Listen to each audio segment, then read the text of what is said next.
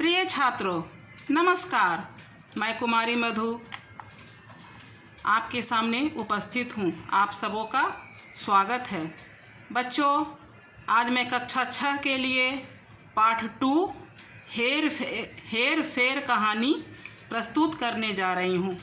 अभी मैंने इसके पहले वाली क्लास में मैंने कक्षा 6 के लिए संकल्प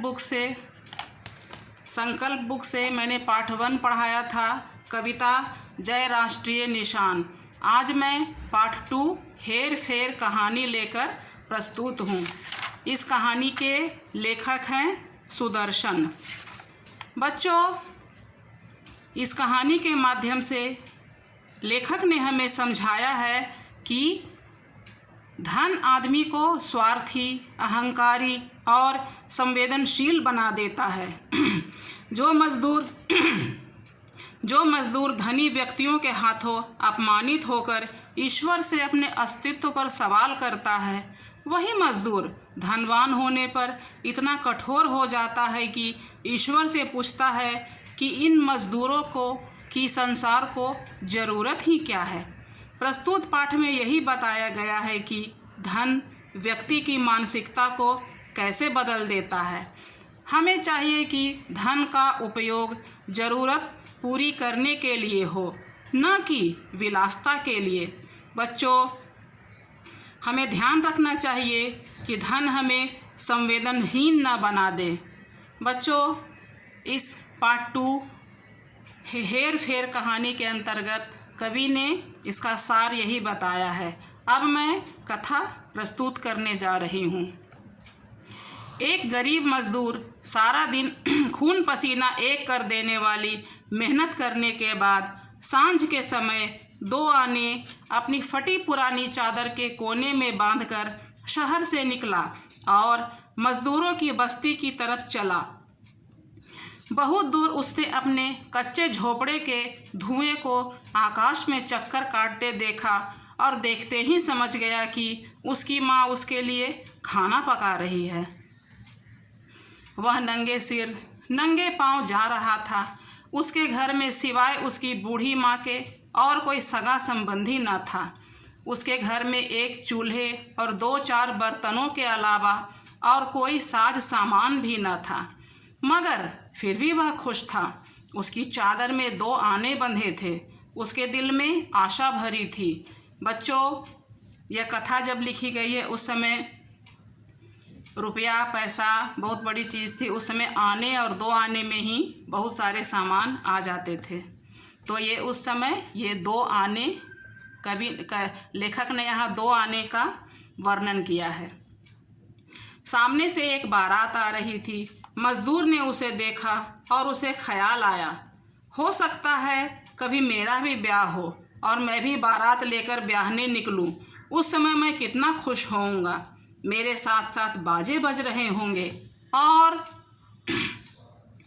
बारात के आगे चल रहे नौकरों ने उससे कहा, एक तरफ हट जा छोकरे।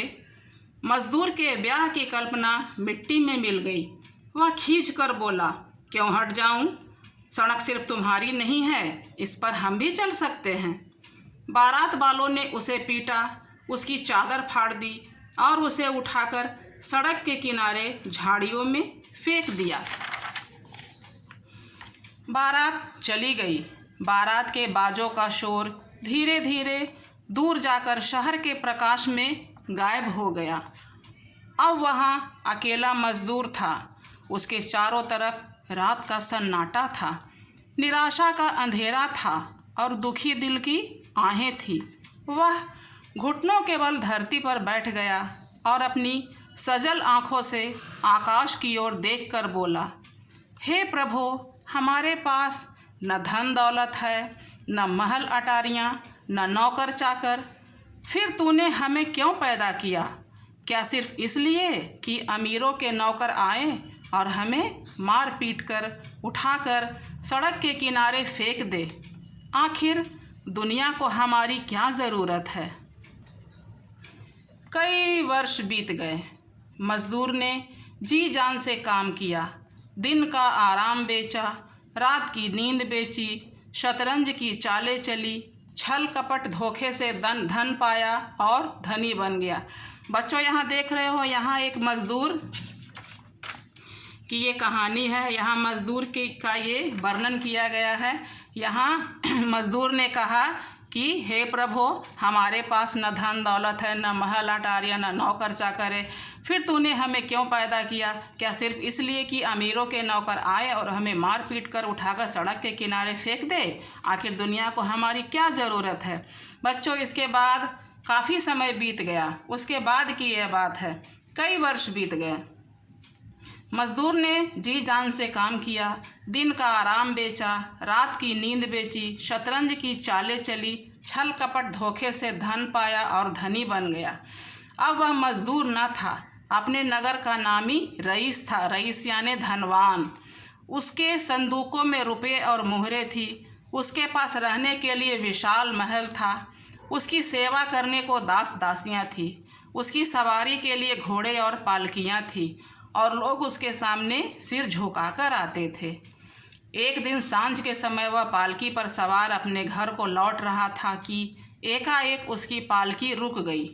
उसने नौकरों से पूछा, क्या है? सरकार, मजदूरों की बारात आ रही है, उनसे कहो एक और हट जाएं। वे कहते हैं सड़क सिर्फ तुम्हारे लिए नहीं है, इस पर हम भी चल सकते हैं। पाजियों को डंडे मारकर भगा दो, ये हमारा रास्ता क्यों रोकते हैं? पाजी यानी दुष्ट बदमाश। उसके बाद डंडे बरसने लगे। मजदूर चीखे मारते हुए इधर उधर भागने लगे। थोड़ी देर बाद वहाँ एक भी मजदूर न था, मगर उनकी चीखों से पालकी पर सवार अमीर आदमी का दिमाग खराब हो गया। उसने अपने नौकरों से कहा, मुझे पालकी से उतार दो, मैं आराम करूँगा। नौकरों ने सड़क के किनारे गलीचे बिछा दिए और अपने मालिक को आराम से बिठा दिया। उसे ऐसा मालूम हुआ जैसे वह यहाँ कभी पहले भी बैठ चुका है, शायद कई वर्ष पहले, शायद किसी पिछले जन्म में। बच्चों, उस मजदूर बने रईस को ऐसा आभास हुआ कि वह शायद यहाँ पहले भी बैठ चुका है। इस समय उसका शरीर अपनी पोशाक में गर्म था। उसके सामने उसके नौकर हाथ बांधे खड़े थे और शहर में उसके राजसी महल का द्वार उसके लिए खुला था। वह नरम गलीचे पर पालथी मारकर बैठ गया और अपनी आंखें आकाश की ओर उठाकर बोला, हे प्रभु, इन अभागे मजदूरों के पास न धन दौलत है, न महल अटारियाँ, न नौकर चाकर, फिर तूने इन्हें क्यों पैदा किया? क्या सिर्फ इसलिए कि ये लोगों के रास्ते में आ खड़े हों और हमारा समय नष्ट करे? आखिर दुनिया को इनकी क्या ज़रूरत है? आखिर दुनिया को इनकी क्या ज़रूरत है? कथा समाप्त। तो बच्चों, इस कथा से हमने यही समझा कि जब आदमी को धन आदमी को स्वार्थी और अहंकारी बना देता है। बच्चों, इस कथा से हमने यही सीखा कि धन आदमी को स्वार्थी और अहंकारी और संवेदनहीन बना देता है।